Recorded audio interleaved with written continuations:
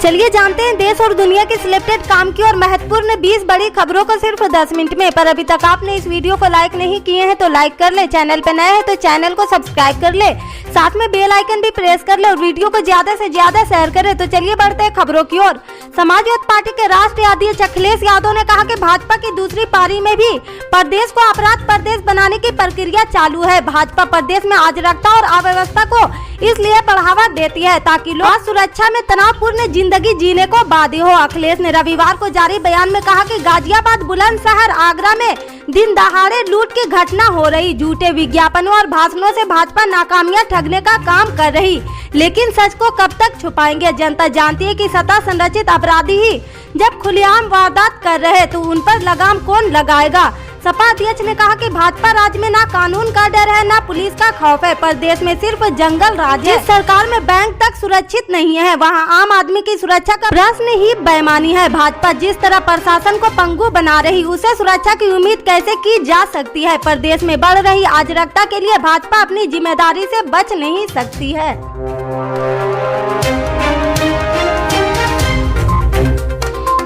उत्तराखंड की एक महिला ने अपनी सारी संपत्ति कांग्रेस के पूर्व अध्यक्ष राहुल गांधी को दे दी है। देहरादून की एक 78 साल की महिला ने अपनी सारी संपत्ति राहुल गांधी के नाम कर दी है। इसमें 50 लाख की संपत्ति के साथ साथ 10 लाख का सोना भी शामिल है। बता दें कि 5 राज्यों में हुए विधानसभा चुनाव में कांग्रेस पार्टी की बुरी तरह हार हुई है। इसके बाद पार्टी आपसी तनातनी का सामना कर रही। इस बीच महिला ने राहुल गांधी और उनके विचारों को देश के लिए जरूरी बताया है। महिला का कहना है कि वह राहुल गांधी के विचार से काफी प्रभावित है, इसलिए वो अपने संपत्ति को राहुल गांधी के नाम कर रही। महिला की संपत्ति में 50 लाख की चल अचल संपत्ति और 10 तोला सोना भी शामिल है। मसले पर कांग्रेस के महानगर अध्यक्ष लालचंद शर्मा ने कहा कि महिला ने राहुल गांधी के नाम अपनी संपत्ति का वसीयतनामा पूर्व प्रदेश अध्यक्ष प्रीतम सिंह को उनके आवास पर जाकर सौंप दिया है। कांग्रेस महानगर अध्यक्ष लालचंद शर्मा ने बताया कि महिला ने कहा कि राहुल गांधी के परिवार ने देश की आजादी से लेकर आज तक हमेशा आगे बढ़कर देश के लिए अपने सर्वोच्च कुर्बानी दी है, चाहे इंदिरा गांधी हो चाहे राजीव गांधी हो। उन्होंने इस देश की एकता और अखंडता के लिए अपने प्राणों की कुर्बानी दी है।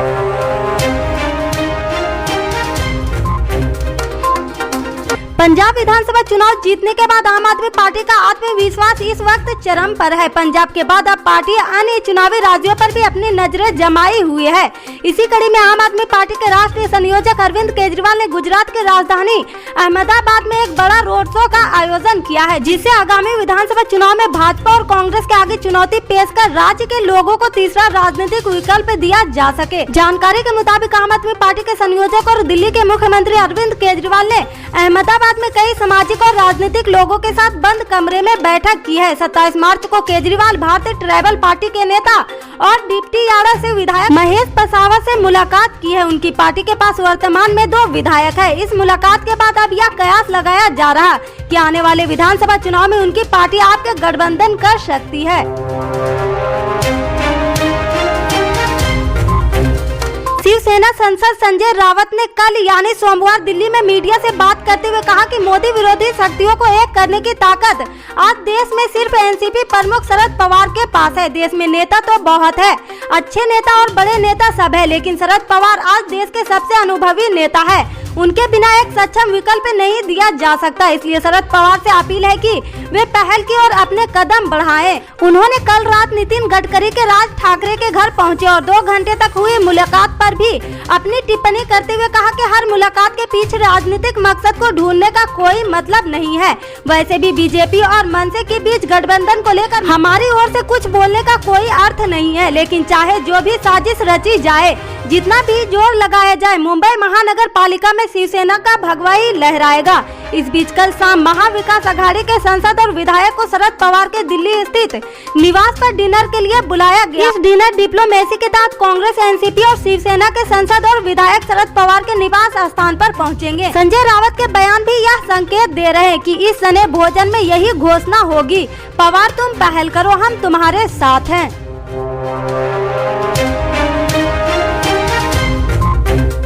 देश में पेट्रोल और डीजल के दाम लगातार बढ़ रहे हैं। ऐसे में सोमवार को संसद में भी यह मुद्दा काफी छाया रहा। विपक्ष ने पेट्रोल, डीजल और महंगाई के मुद्दे पर केंद्र सरकार पर जमकर निशाना साधा। सपा से राज्यसभा सांसद जया बच्चन ने कहा कि मुझे तो डर है यह बात की कहीं बेरोजगार और गरीब लोग सड़कों पर न उतर आए और भारत में फ्रांसीसी क्रांति जैसा न हो जाए।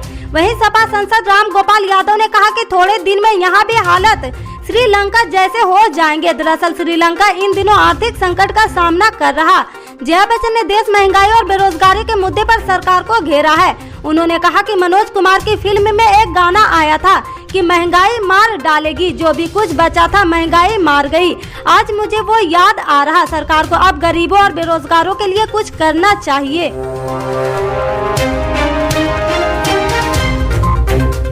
बिहार के मुख्यमंत्री नीतीश कुमार के राज्यसभा में जाने की अटकलों पर प्रतिक्रिया दी है। सोमवार को पत्रकारों ने जब नीतीश कुमार से पूछा कि क्या वह राज्यसभा जाने के इच्छुक है, क्योंकि कई दिनों से ऐसी खबरें आ रही। नीतीश कुमार ने कहा कि वह ऐसी खबरों को कुछ खास तवज्जो नहीं देते हैं, क्योंकि ऐसी खबरें बस यूं ही छपती रहती है। हालांकि उन्होंने कहा कि वह इस प्रकार की खबरों को पढ़कर बेहद आश्चर्यचकित होते हैं। दरअसल नीतीश कुमार के राज्यसभा जाने के अटकलों की शुरुआत तब हुई थी जब खुद सीएम नीतीश ने राज्यसभा जाने की इच्छा व्यक्त की थी। राज्यसभा के सदस्य बनने पर सीएम नीतीश ने पत्रकारों से कहा था कि मुझे राज्यसभा जाने में कोई दिक्कत नहीं होगी, लेकिन अभी के लिए मेरे पास मुख्यमंत्री की जिम्मेदारियां हैं। मैं 16 साल से अधिक समय तक मुख्यमंत्री रहा हूं, तो मुझे नहीं पता। उनका यह बयान ऐसे समय पर आया था उपराष्ट्रपति पद कुछ दिनों में खाली होने वाला था। इसे अटकलों का बाजार गर्म हो गया और माना जा रहा है कि नीतीश को अगला उपराष्ट्रपति बनाया जा सकता है।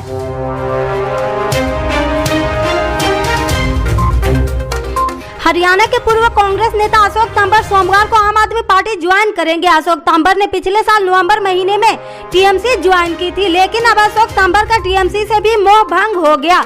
अशोक तंवर हरियाणा कांग्रेस प्रदेश अध्यक्ष भी रह चुके और 2019 लोकसभा चुनाव के बाद और विधानसभा चुनाव के पहले उन्होंने कांग्रेस छोड़ दी। इसके बाद 2021 में अशोक तंवर ने अपना भारत मोर्चा नाम से अपनी पार्टी बनाई थी। अशोक तंवर 2009 में हरियाणा की सिरसा लोकसभा सीट से सांसद चुने गए थे। 2014 में कांग्रेस ने उन्हें हरियाणा प्रदेश कांग्रेस अध्यक्ष बनाया था। हालांकि 2014 का लोकसभा चुनाव वो हार गए और पार्टी का भी प्रदेश में प्रदर्शन काफी खराब रहा।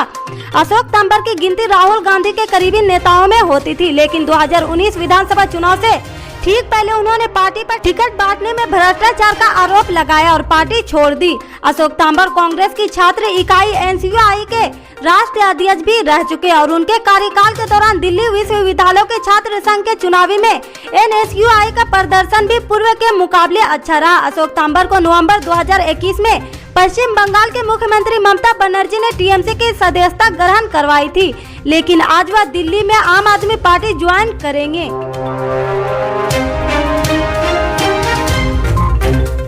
राजस्थान के करौली जिले शनिवार को हिंदू नव वर्ष के मौके पर बाइक रैली के दौरान दो समुदाय के बीच हुए पथराव के बाद अब हालात सामान्य की तरफ लौट रहे हैं। बाइक रैली के दौरान पथराव की घटना होने के बाद वहां हालात बिगड़ गए, जिसका रूप कुछ ही देर में हिंसा ने ले लिया। वहीं दुकानों में आगजनी की घटना के बाद से इलाके में तनाव है। घटना के 2 दिन बाद जहां हालात धीरे धीरे सामान्य हो रहे हैं। बता दें कि हिंसा ग्रस्त इलाके में अभी भी भारी पुलिस फोर्स तैनात है।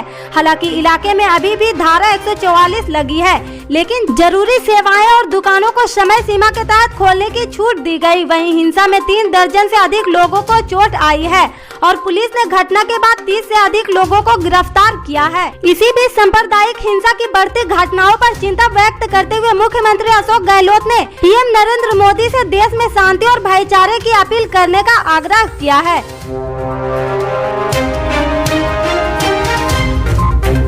अभिनेता कमाल आर खान अक्सर अपने विवादित ट्वीट की वजह से सुर्खियों में रहते हैं। कभी पीएम मोदी पर तंज तो कभी कांग्रेस पर हमला, कभी केजरीवाल की तारीफ तो कभी यूपी में बीजेपी के जीतने पर देश छोड़ने का ऐलान करते हैं। अब एक बार फिर कमाल आर खान ने पीएम मोदी का मजाक उड़ाया है।